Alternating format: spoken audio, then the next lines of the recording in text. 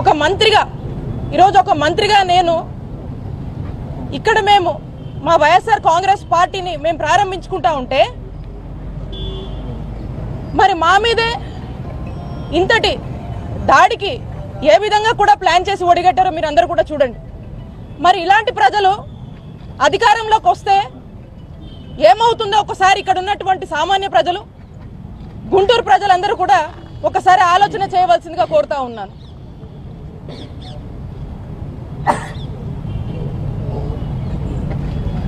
ఇంతలా ఒక ఓటమి భయం పట్టుకొని ఒక భయభ్రాంతులకు గురి చేసేటువంటి పరిణామాలకు ఈరోజు వాళ్ళు దారి తీశారంటే ఖచ్చితంగా ఈ దాడి ద్వారా టీడీపీకి ఓటమి భయం పట్టుకుందని స్పష్టంగా అర్థమవుతా ఉంది. ఖచ్చితంగా దీని వెనకాల ఎవరున్నా కూడా వదిలిపెట్టము. ఇప్పటికే దీనికి సంబంధించి పోలీస్ ఆఫీసర్స్ అందరూ కూడా ఎవరున్నారు ఏంటి అనేది కొంతమందిని అదుపులోకి తీసుకొని వాళ్ళందరినీ కూడా మరి ఇంటరాగేట్ చేయడం జరుగుతూ ఉంది. మరి ఇంకా కూడా దీని వెనకాల ఎవరున్నా కూడా ఎట్టి పరిస్థితుల్లో వదిలిపెట్టము. ఈరోజు యథావిధిగా పార్టీ ఆఫీస్ ప్రారంభం ఏదైతే ఉందో దీన్ని యథావిధిగా కూడా చేసుకుంటా ఉన్నాము. ఇక్కడికి నేను ప్రజలకు సేవ చేయడానికి వచ్చాను. ప్రజల మద్దతు, ప్రజల ఆశీస్సులు మాతో ఉన్నంత వరకు ఇలాంటి ఎన్ని దాడులైనా కూడా ఖచ్చితంగా ఎదుర్కొంటాము.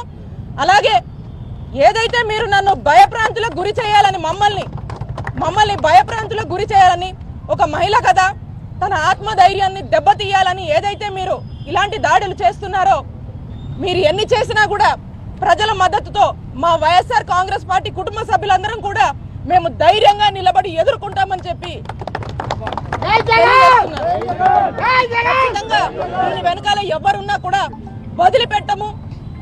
ఖచ్చితంగా దీని గురించి ఎంతవరకైనా కూడా మేము ఖచ్చితంగా నిలబడి వారికి ఖచ్చితంగా సరైన గుణపాఠం మేము కూడా చెప్తాము. ఎవరిని కూడా వదిలిపెట్టమని చెప్పి ఈ సందర్భంగా తెలియజేస్తున్నాను. ఒకవైపు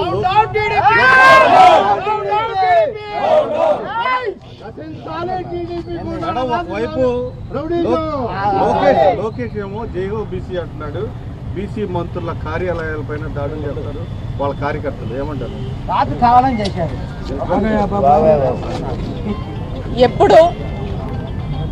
ఎప్పుడు చంద్రబాబు నాయుడు గారికి కానీ లోకేష్ గారికి కానీ బీసీలంటే ఎప్పుడు కపట ప్రేమే. బీసీలకు టీడీపీ హయాంలో వాళ్ళు చేసింది ఏమీ లేదు. ఈరోజు మీరే చూస్తూ ఉన్నారు గుంటూరులో ఏం కల్చర్ అండి, ప్రజాస్వామ్యంలో ఈ దాడులు కల్చర్ ఏంటి? ఒక బీసీ మహిళగా ఈరోజు ఈ రాష్ట్రంలో ఉన్నటువంటి మంత్రిగా ఈరోజు ఇక్కడ మనం కార్యాలయం ఓపెన్ చేసుకుంటే దీన్నే తట్టుకోలేక ఇలాంటి దాడులు పాల్పడుతున్నారంటే మరి ఏం క్రమశిక్షణ ఉంది మీకు? బీసీలంటే ఎంత చిన్న చూపు.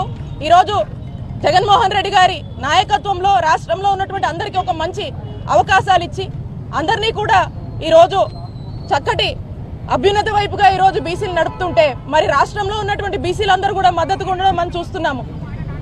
ఒకవైపుని ఇలాగుంటే మరి టీడీపీ వాళ్ళు చేస్తున్నటువంటి దాడుల ద్వారా ఈరోజు జరిగినటువంటి ఈ దాడే మరి ఏ విధంగా బీసీల మీద ఉన్నటువంటి చిన్నచూపు కానీ బీసీలు అంటే ఏమాత్రం కూడా గౌరవం లేదనేది స్పష్టంగా ఈరోజు ఈ దాడే మనకు అర్థమవుతాం.